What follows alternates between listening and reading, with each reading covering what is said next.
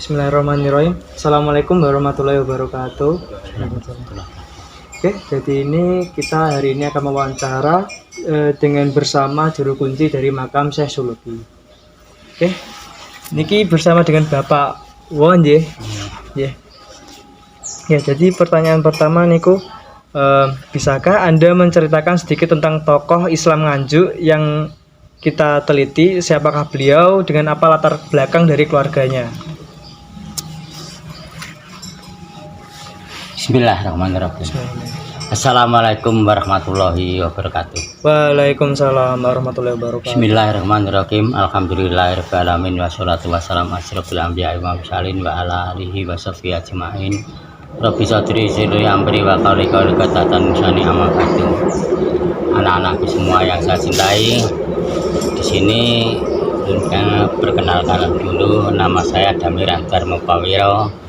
Orang-orang menyebutnya Mbah Wo, sebagai juru kunci makam Syekh Suluki. Sesuai dengan pertanyaan dari anak-anakku tadi mengenai sejarah tokoh Islam di Nganjuk, ya di sini utamanya saya mengambil dari Eyang Syekh Suluki. Beliaunya adalah putra Brawijaya kelima yang dulunya menjadi Bupati Barat. Dulu disebut Barat Ngawi, sekarang letaknya perbatasan antara Ngawi, Magetan, Madiun. Letak kadipatennya itu di Desa Purwodadi, sebelah utaranya Desa Barat. Beliau waktu pembangunan Masjid Demak diberikan tugas untuk mencari bahan makan. Dalam pencarian bahan makan, beliau sampai di tengah hutan di tepi Sungai Widas, ya letaknya di sini ini, yang diikuti oleh sebagian prajuritnya, yaitu dari Demang Sogaten. Demang Sogaten itu adalah Demang dari Desa Sogaten, ya dikatakan Demang Putih, Temenggung Singolawean, Jailani, Yusak dan lain-lain. Makamnya sekarang di barat sungai, layaknya orang menyebut makam Asem Doyong. Dalam pencarian bahan makan di tepi sungai, dia juga kegemarannya mencari lauk pauk ikan di sungai dengan peralatan jala. Dalam dia mencari ikan menjala, beliau jalan menelusuri sungai ke selatan. Sampai di selatan, di situ tanya, yang masih mengabdi itu berapa, atau yang masih mengikuti bahasa Indonesianya. Tempat tersebut disebut sekarang Desa Ngadipiro. Itu beliau waktu bertanya pada pengikutnya yang masih mengabdi berapa, disebut Ngadipiro. Lalu berjalan ke barat, sungainya besar. Di situ sekarang disebut Kali Gede, dusun Kali Gede. Menelusuri ke sungai ke utara, setelah di sungai yang dalam menebarkan jalannya putus, tinggal penampangnya. Tempat tersebut sekarang disebut Dusun Tampang. Yang sungai dalam tadi sekarang disebutnya Kedungkowo. Karena apa?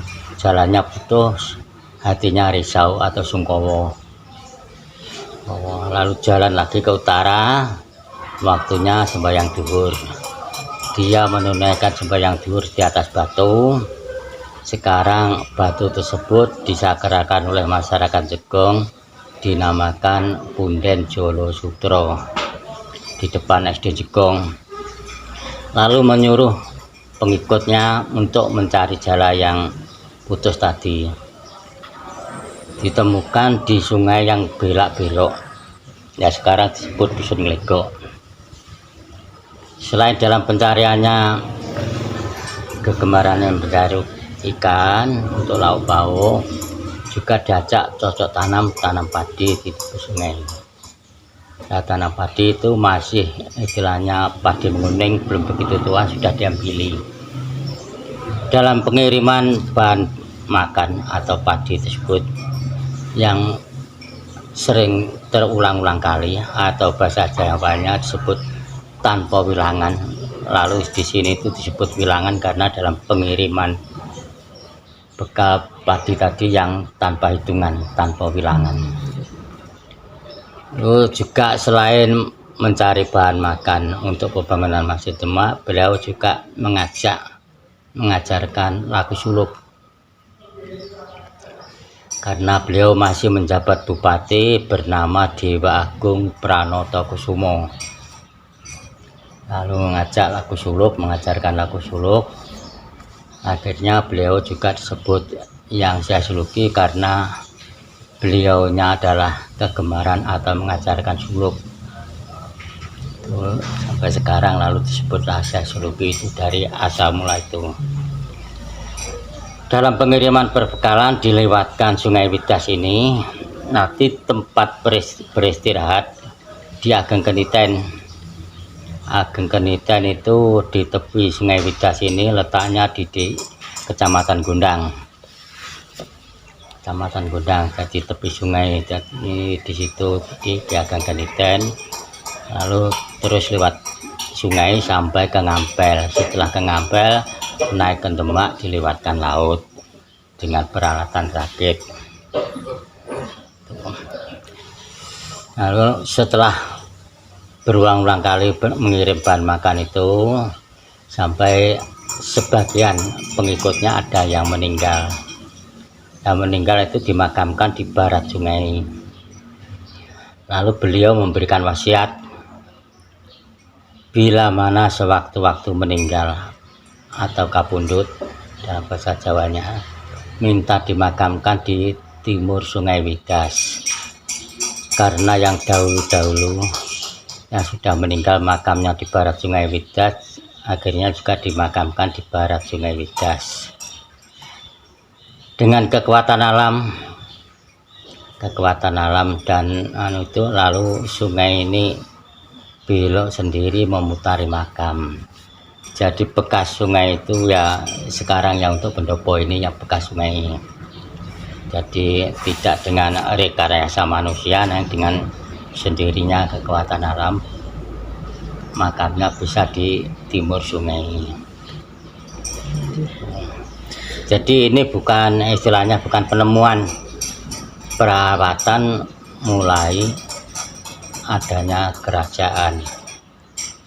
Setelah adanya kerajaan Demak, lalu bergeser ke Mataram karena ini era jadi peralihan Mojopahit ke Demak, akhirnya tidak dirawat.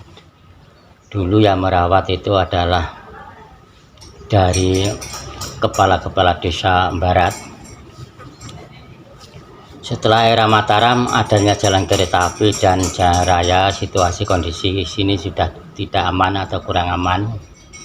Yang dipimpin oleh Ki Iro Sentono. Ki Iro Sentono semua diajak hijrah ke Ponorogo.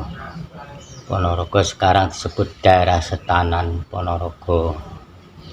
Lalu menaruh orang di sini dari Empu Ngadiboyo, namanya Mbah Sonokromo. Akhirnya berkembang, membuat rombok di sini, jadilah desa, lalu dinamakan Desa Wilangan. Sekilas cerita mengenai makam Syekh Suluki. Lalu dengan perkembangan Islam di sini mengajarkan laku suluk, jadi disebutnya yang Syekh Suluki. Karena sebelum masuk Islam atau sebelum ajaran Islam, beliau kegemarannya bertapa. Akhirnya masuk Islam meneruskan dengan laku suluk. Itu kalau yang bisa saya jelaskan. Yeah. Jadi itulah dari kelima jawaban dari Pak Wo, dan mungkin ini kemauan ya. Oke, terima kasih Pak Wo atas jawaban-jawaban yang diberikan. Jadi sekian dari kami. Wassalamualaikum warahmatullahi wabarakatuh. Waalaikumsalam warahmatullahi wabarakatuh.